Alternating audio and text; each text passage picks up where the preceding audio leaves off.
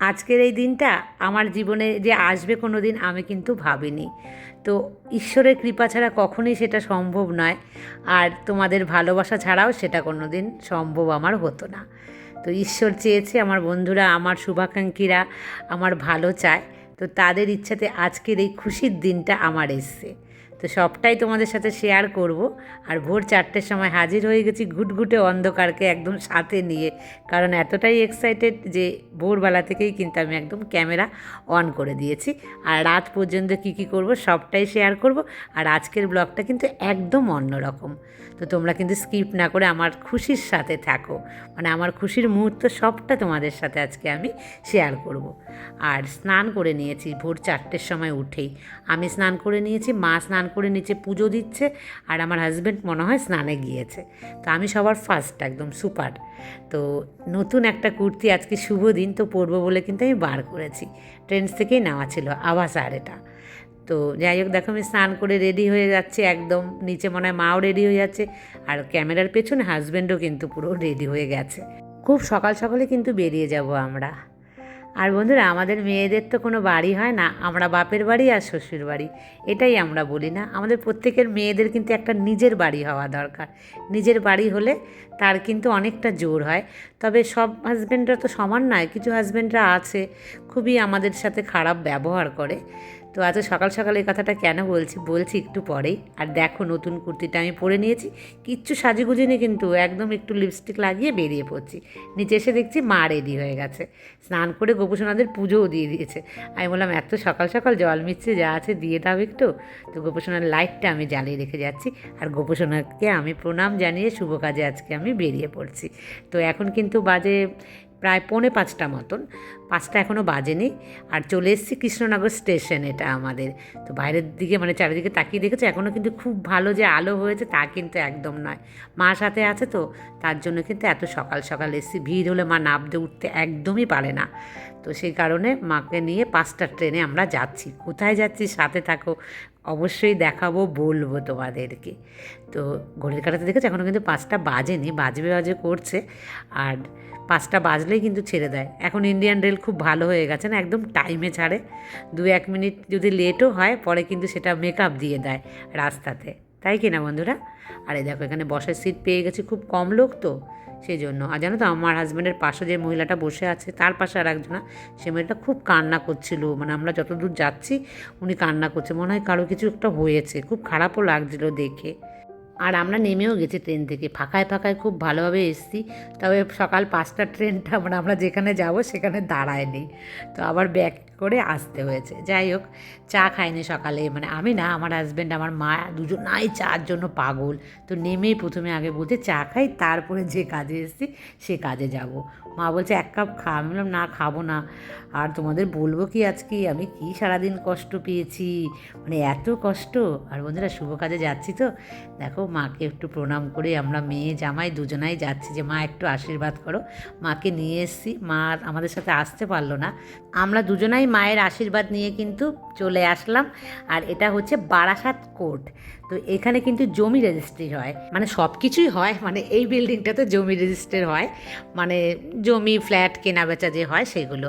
তো এইখানে চলে এসেছি কারণ আজকে আমার হাজবেন্ড একদম আমার নিজের নামে, মানে আমার এত খুশি আজকে, আমি তোমাদের কিভাবে বলবো কথাটা, যে আমার হাজব্যান্ড আমাকে এই খুশির দিনটা আজকে উপহার দিচ্ছে, যে আমার নামে কিন্তু একটা ফ্ল্যাট কিনে দিচ্ছে। যেটা মা বাবা দিলে যেরকম খুশি হয়, ঠিক সেই রকমই খুশি কিন্তু আজকে আমার হচ্ছে ভীষণভাবেই। তবে আমার নাম হোক বা আমার হাজব্যান্ড নামই হোক না কেন, একটা হলেই হতো, তবুও আমার হাজব্যান্ড যে এই সম্মান বা এই ভালোবাসাটা আমাকে দেখিয়েছে, দিয়েছে, এটা কিন্তু আমার জীবনের অনেক বড় খুশি আর সুখের একটা দিন। তো এই সুখের দিনটা কিন্তু আমি তোমাদের সাথে শেয়ার করছি। তো আমার এত ভালো লাগছে যে আমার সমস্ত মিষ্টি বন্ধুদেরকে সাথে নিয়ে এই দিনটা যে আমার জীবনে আসবে, এটা কিন্তু আমি কখনো ভাবিনি। ঈশ্বর চেয়েছে, আর তোমাদের সম্পূর্ণ ভালোবাসাতেই কিন্তু আমি এটা, মানে আজকের দিনটা আমার জীবনে এসছে। কারণ ঈশ্বরও আমি ভীষণ বিশ্বাসী, ঈশ্বর ছাড়া কোনো দিন কিন্তু আমাদের জীবনে যাই ঘটুক না কেন সবটাই যেন ঈশ্বরেরই চাওয়া বা আগের থেকে লিখে রাখা। তো শুধু সময়ের অপেক্ষা, আমরা তো জানতামও না, তবে আমিও জানতাম না এই দিনটা যে এইভাবে আসবে। হঠাৎই মানে একটা মুহূর্ত, কয়েক মুহূর্তের ডিসিশানে কিন্তু এত বড় একটা ডিসিশান নিয়েছে। তবে আমার মেয়ে এই যে ফ্ল্যাটটা হওয়া, এটার জন্য কিন্তু আমার মেয়ের অবদান অনেকটা বেশি। বলবো তোমাদেরকে সেটা পরের ব্লগে, কীভাবে হঠাৎ করে হলো, কেন তোমাদেরকে জানাতে পারলাম না, তো সেগুলো সমস্তটা শেয়ার করব। আর তোমাদেরকে বলি, এখানে এসে আমার প্রচুর পেট খারাপ হয়েছে। সকালে আমরা খেয়েছি পুরি আর হচ্ছে ডাল, মানে ছোলার ডাল, তো ওখান থেকে আমার ফুড পয়জনিং হয়েছে। আর কোর্টে এসে একেবারে যাচ্ছে তাই দশা, মানে আমি কখনো ভাবিনি আমার এই শুভ দিনটা ঈশ্বর আমাকে এইভাবে গিফট করবে। তো যাই হোক, যেটাই হয়েছে সবটাই মেনে নিয়েছি, মারা ছাড়া কোনো উপায় নেই। প্রচুর প্রচুর কষ্ট পেয়েছি আজকে সারাদিন, আর শরীর খারাপের জন্য আরও বেশি আমি কিন্তু কষ্ট পেয়েছি। সকাল থেকে পুরো না খাওয়া, ওই ডাব একটা খেয়েছি, ওআরএস কিনে খেয়েছি, আর খেয়েছি হচ্ছে মেডিসিন। যাই হোক বন্ধুরা, সমস্ত কাজ কমপ্লিট হয়ে তারপরে বাড়ি এসেছি। আসার সময় 2 প্যাকেট মিষ্টি, তিনি হলেন বাড়িয়ালি, মানে হচ্ছে ওনার হচ্ছে ফ্ল্যাট জমির ওপরে, তো ওনারাও থাকেন এখানেই, তো ওনাদেরকে একটা প্যাকেট দেওয়া হলো যেহেতু খুশির মুহূর্ত। আর আমরা তো তেমনভাবে কাউকে চিনি না এখানে, না, আমার হাজব্যান্ড এসছে কয়েকবার, আমি তো একদিনেই দেখতে এসেছিলাম। আর কোথায় নিয়েছি ফ্ল্যাট তোমাদের সাথে আমি পরে কিন্তু শেয়ার করব। তো এই যে নীল শার্ট পরা দেখছো ছেলেটা, ও আমার হাজব্যান্ডের থেকে অনেকই ছোটো, ও প্রচুর হেল্প করেছে, ও আমাদের ফ্ল্যাটের নিচে থাকে, ভীষণ হেল্পফুল ও কিন্তু। তো যাই হোক, ওকেও একটা দিলাম। এই দুজনাকেই চিনি, আর কাউকেই চিনি না, তো সেই জন্য। আর ফ্ল্যাটটা মানে কীভাবে হলো, কি না হলো, কোথায় নিয়েছি, মানে প্রপার জায়গাটা আমি এক্ষুনি তোমাদের বলছি না, বলবো তোমাদের সাথে অবশ্যই। তবে বারাসাতে আমি মানে ওখানে হয়েছে, তাহলে বুঝতেই পারছো যে আমি কোনো আগাল বাগাল কোনো জায়গাতেই আছি আর কি।